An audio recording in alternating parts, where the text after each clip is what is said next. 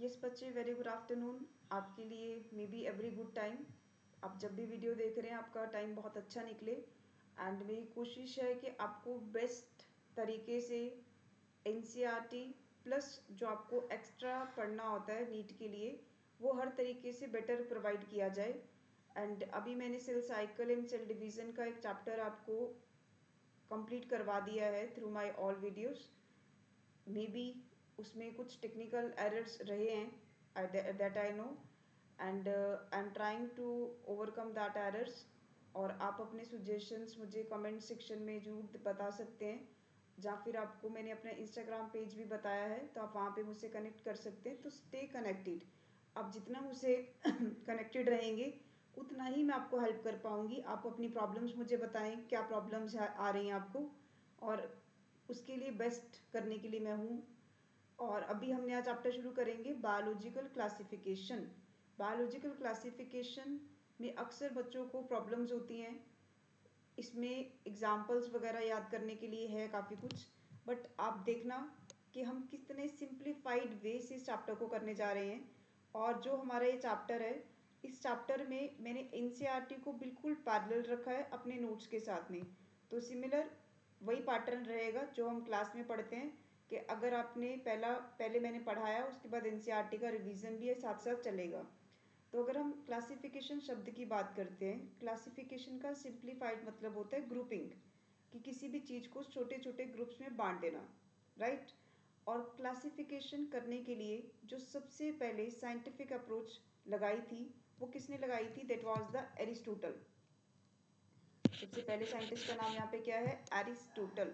Aristotle ने simply living organisms को classify किया इनटू प्लांट्स एंड एनिमल्स। उसने किस पे क्लासिफाई किया? Into plants and animals. Plants को क्लासिफाई करने के लिए उसने मॉर्फोलॉजिकल कैरेक्टर्स देखे। मॉर्फोलॉजिकल मतलब एक्सटर्नल कैरेक्टर्स देखे जो आप बाहर से देख सकते हैं। एंड एनिमल्स को क्लासिफाई करने के लिए उसने एक कैरेक्टर लिया, that is red blood cells, कि जहाँ पे रेड ब्लड सेल्स प्रेजेंट हैं और जहाँ पे रेड ब्लड सेल्स प्रेजेंट नहीं है, तो that are the two groups. तो अभी इसको थोड़ा डिटेल में देख लेते हैं। Aristotle classified living organism as plants and animals. Got it? Plants को क्लासिफाई किया था मॉर्फोलॉजिकल कैरेक्टर्स के बेस पे। कोई मॉर्फोलॉजिकल कैरेक्टर में कौन सा कैरेक्टर चूज किया? हाइट। सबको पता है हाइट हम देख सकते हैं। तो उसने बोला कि जिनकी टॉल हाइट है दैट आर द ट्रीज, जो मीडियम हाइट प्लांट्स है दैट आर द शर्ब्स, जो बिल्कुल स्मॉल हाइटेड है लाइक ग्रासीज वो क्या है? हर्ब्स हैं। तो प्लांट्स को हाइट के बेस पे क्लासिफाई किया गया as trees, shrubs and herbs, right. फिर उसने एनिमल्स को भी इसी तरीके क्लासिफाई किया, कैरेक्टर चूज किया, दैट इज प्रेजेंस और एब्सेंस ऑफ आरबीसी। अगर आरबीसी प्रेजेंट है तो एक ग्रुप बना दिया इनाइमा, और अगर आरबीसी एब्सेंट है तो एक ग्रुप बना दिया एनाइमा। ए मतलब एब्सेंट, ए मतलब एनाइमा। ए अनीमिया से भी याद कर सकते हो कि वहाँ पे भी आरबीसी कम होते हैं। तो यहाँ पे आप दो ग्रुप्स के नाम याद रख सकते हो, इनाइमा, एनाइमा। इस पे थोड़ा बहुत क्वेश्चन आ सकता है, बहुत ज़्यादा क्लियरली आएगा ही आएगा वो तो नहीं कहा जा सकता, बट हाँ आ सकता है, क्योंकि एनसीईआरटी में ये लाइंस दी हुई हैं तो आपको ये दो वर्ड्स याद कर लेने हैं। फिर थोड़ा क्लासिफिकेशन बेटर किया गया किंगडम्स में, किंगडम सिस्टम स्टार्ट किए गए। तो पहली बार जो किंगडम सिस्टम स्टार्ट किया था that was started by Linnaeus. Linnaeus ने टू किंगडम सिस्टम क्लासिफिकेशन दिया, जिसमें दो किंगडम कौन कौन से थे? Kingdom Plantae, kingdom animalia. अब उसने टू किंगडम्स को किस बेसिस पे डिवाइड किया, कौन से कैरेक्टर स्टडी करे, वो आपके एनसीईआरटी में मेंशन नहीं है, बट ऑब्वियसली आपको बेटर अंडरस्टैंडिंग के लिए थोड़ा सा डिटेल पढ़ना चाहिए, और मैं थोड़ा सा डिटेल यहाँ पे पढ़ाऊँगी आपको। टू किंगडम सिस्टम क्लासिफिकेशन किसने डेवलप किया, किसने दिया? कैरलस लीनियस ने। कौन कौन से टू किंगडम्स यहाँ पे बने?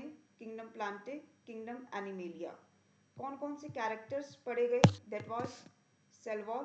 कौन कौन से कैरेक्टर पढ़े गए? Cell wall. जहाँ पे सेल वॉल प्रेजेंट है that were placed in under kingdom Plantae, जहाँ सेल वॉल एब्सेंट है that were placed under kingdom animalia.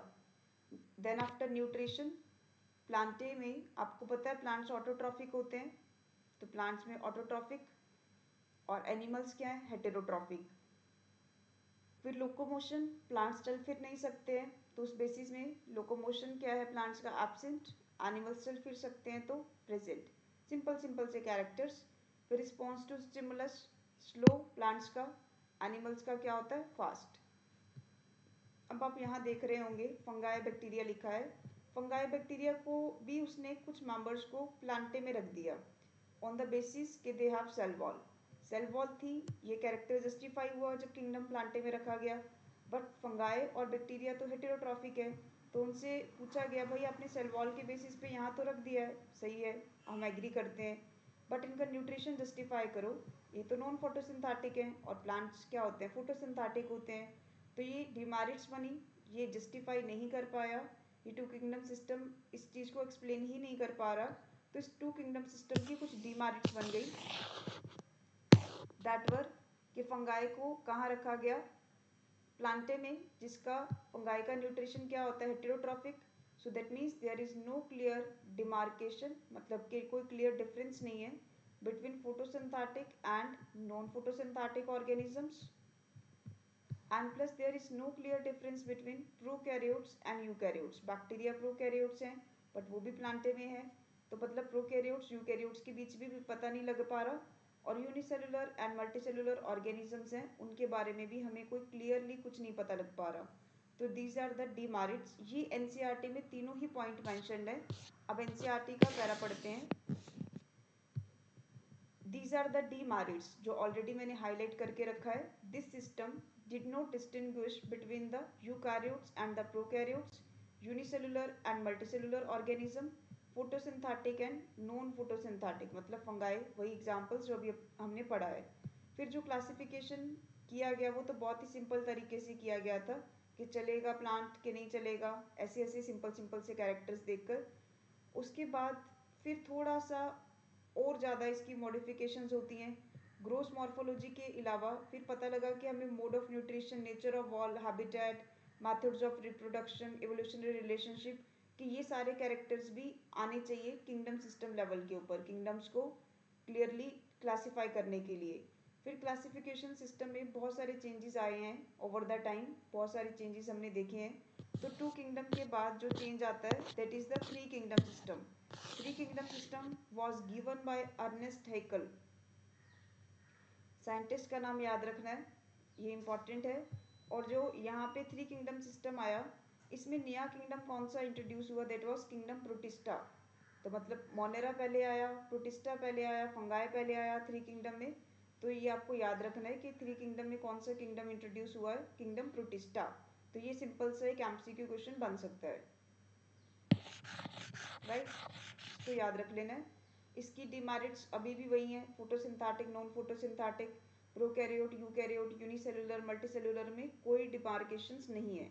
जो टू किंगडम की डिमार्केशंस थी, डिमेरिट्स थी, वही सेम डिमेरिट्स हमारी थ्री किंगडम की भी चलेंगी। फिर आता है four kingdom system. Four kingdom was given bye Copeland. Four kingdom में नया कौन सा किंगडम इंट्रोड्यूस किया गया, मोनेरा।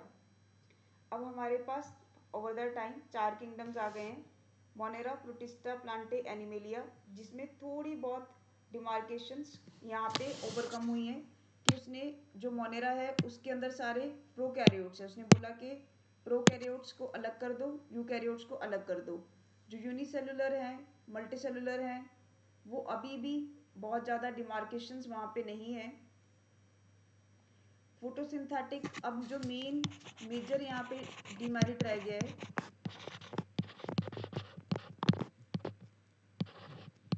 मेजर यहाँ पे जो डिमेरिट रह गया है that is photosynthetic and non photosynthetic जो है वो अभी भी सेपरेट नहीं किए गए हैं। तो that is the major demerit till now, right. फिर इसको ओवरकम करने के लिए आर एच विटेकर आता है। आर एच विटेकर ने five kingdom system of classification दिया 1969 में। कब दिया था, 1969। एनसीईआरटी का डाटा है तो भाई याद रखो कौन कौन से पांच किंगडम आए हैं, Monera, protista, fungi, Plantae, animalia. Fungi अभी तक किंगडम प्लांटे के अंडर चल रहा था, तो उसने बोला कि फंगाई का भी एक सेपरेट किंगडम होना चाहिए क्योंकि इसकी सेल वॉल की नेचर अलग टाइप की है, इसका मोड ऑफ न्यूट्रिशन अलग टाइप का है। तो इन दैट बेसिस फंगाई को भी एक सेपरेट किंगडम दिया गया। उसने जो जो कैरेक्टरिस्टिक्स यूज़ करे थे 5 किंगडम बनाने के लिए, ये पांचों कैरेक्टर्स आपको याद करने हैं। सेल स्ट्रक्चर,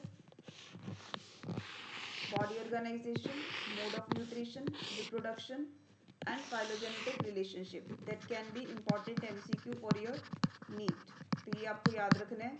इसके बेसिस पे एक टेबल दिया है एनसीईआरटी में। सेल टाइप मतलब कि कौन से सेल टाइप है, प्रोकैरियोट्स, यूकैरियोट्स।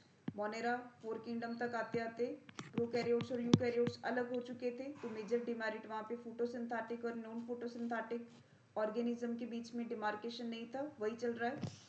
सेल वॉल के बेसिस पे उसने अलग अलग कैरेक्टर्स पढ़े। मोनेरा प्रोकैरियोट्स है, बाकी सारे eukaryotes placed. Protista, fungi, Plantae, animalia, तो मतलब प्रोकैरियोट्स और यूकैरियोट्स अलग तो हो गए हैं। फिर आया सेल वॉल कि जो मोनेरा होता है उसकी सेल वॉल नॉन सेलुलोसिक होती है, पॉलीसेकेराइड प्लस अमीनो एसिड की बनी होती है। प्रोटिस्टा में कुछ मेंबर में सेल वॉल होती है, फंगाई में सेल वॉल होती है लेकिन काइटिन की बनी है, प्लांट्स में सेल वॉल होती है लेकिन सेलुलोज की बनी है, एनिमेलिया में सेल वॉल क्या है, एब्सेंट है। तो सेल वॉल का प्रेजेंस ही इंपॉर्टेंट नहीं था, उसकी नेचर की वो कैसी बनी हुई है वो भी इंपॉर्टेंट था। उस बेसिस पे भी पांचों किंगडम्स को सेपरेट किया गया।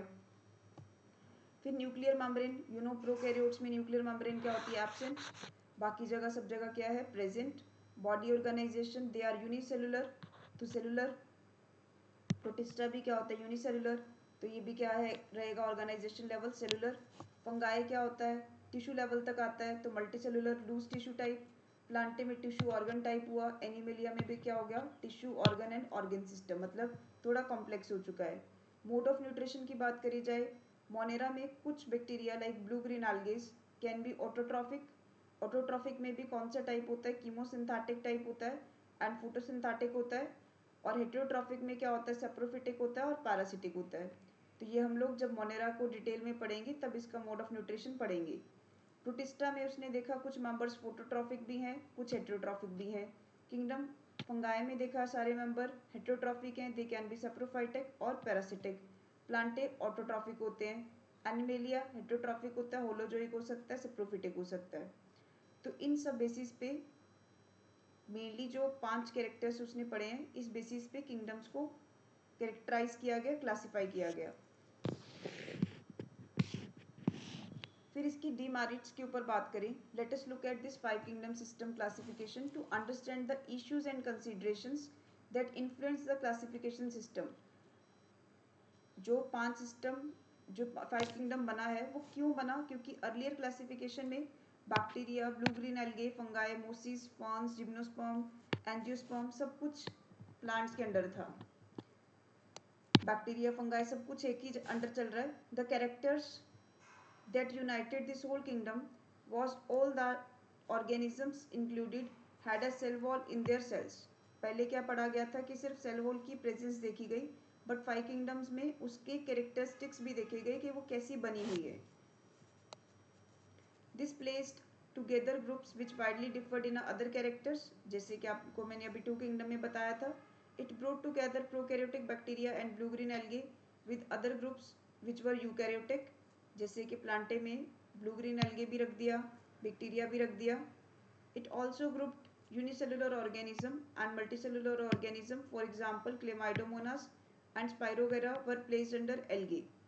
क्लेमाइडोमाइनस और स्पाइरोगैरा को भी कहाँ रख दिया गया, एल्गे के अंडर, जबकि क्लेमाइडोमोनास क्या होती है, यूनिसेलुलर, और स्पाइरोगैरा कैसी है, multicellular. This classification did not differentiate between the heterotrophic group fungi and the autotrophic green plants. जो क्लासिफिकेशन आर.एच. विटेकर से पहले 4 किंगडम तक की थी, वहाँ पे फंगाई प्लांटे के अंदर ही चल रहा था, तो that means heterotrophic and autotrophic के बीच में क्लियर कोई डिफरेंस नहीं हो पा रहा था। दो they also showed a characteristic difference in their wall composition, the fungi had a chitin, जैसे कि फंगाई के पास क्या होता है, काइटिन होता है। आई बात समझ? तो इसको आगे हम पढ़ेंगे। इसका नेक्स्ट मैंने यहाँ पे थोड़ा इसको इनकम्प्लीट ही रखा है 5 किंगडम को, ताकि मैं अपने नेक्स्ट वीडियो में आपको यहीं से लिंक करवा पाऊँ।